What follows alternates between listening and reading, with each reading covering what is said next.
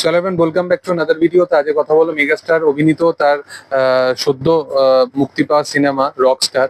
এই সিনেমার বিগত দুদিন আগেই শাকিব খানকে একটা মিডিয়া ইন্টারাকশন করতে দেখা যায়, এবং মিডিয়া ইন্টারাকশনের পর থেকে একদমই কিন্তু অন্য রকমের একটা ওয়েভ চলে আসে রকস্টারের প্রতি।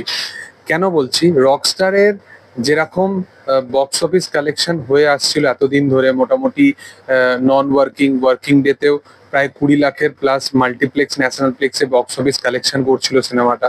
এগুলোর পাশাপাশি যেরকম ভাবে বক্স অফিসে জাম্প নিয়ে আসছিল সিঙ্গেল স্ক্রিনে, সেগুলো দুর্দান্ত। এবং গতকালকে ফ্রাইডে গেছে, ফ্রাইডেতে দুর্দান্ত জাম্প এনেছে, সেটা ন্যাশনাল প্লেক্সে প্রায় 35 লাখের প্লাস বক্স অফিস কালেকশন করেছে, এবং অবশ্যই 70-80 লাখের মতো কালেকশন করেছে। এবং গতকাল ফ্রাইডে এবং আজকে স্যাটারডে, এই দুদিনের দরুন রকস্টারের অ্যাডভান্স বুকিং আরো বেড়ে গেছে যখন থেকে শাকিব খানের মিডিয়া ইন্টারাকশনটা এসছে।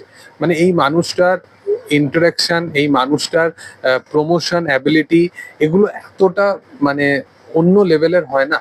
মানে এই মানুষটা জানে যে তাকে কি করতে হবে। মানে এক একজন অভিনেতা থাকে বা এক একজন মানুষও থাকে, তারা নর্মাল জীবনে এই বিষয়টার সাথে মানে অভ্যস্ত নয়, যে তারা জানে না যে তাদেরকে কি করতে হবে।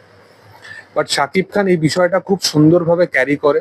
এবং প্রিন্সের ক্ষেত্রেও তুমি যদি দেখবে যে প্রিন্সের যে মিডিয়া ইন্টারাকশনটা ছিল, সেখানেও সে বলেছিল যে প্রিন্স এমন একটা সিনেমা, যে সিনেমাটা কিন্তু বক্স অফিসে সেই লেভেলে ডিজার্ভ করে না, বাট শাকিব খান আছে বলেই এতটা সুন্দরভাবে মানুষ দুর্দান্তভাবে রেসপন্স দিয়েছে প্রিন্সকে।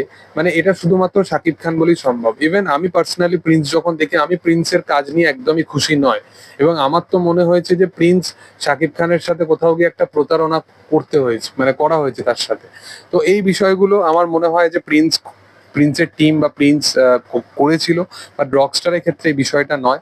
কারণ রকস্টার স্টার্টিং এর দিকে নেগেটিভ ইম্প্যাক্ট ছড়ানো হলেও ওয়ার্ড অফ মাউথ এই সিনেমাটা স্ট্রং ভাবে প্রচার হয়, এবং এখনো স্টিল এই উইকের শেষ ভাগ করে এই সিনেমাটা প্রায় 10 কোটির কাছাকাছি বক্স অফিস কালেকশন করে ফেলবে। এটা আমার এখনো পর্যন্ত অ্যাজাম্পশন বলতে পারো বা প্রেডিকশন বলতে পারো।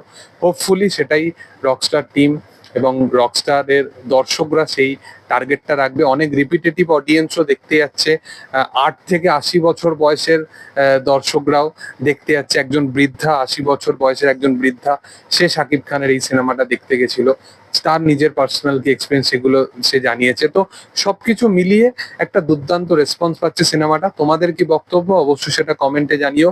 ভিডিও যদি ভালো লেগে থাকে তোমরা অবশ্যই লাইক শেয়ার সাবস্ক্রাইব করে দিও, এবং পাশে থাকা বেল আইকনটা অবশ্যই প্রেস করে দিও। Thank you all, by.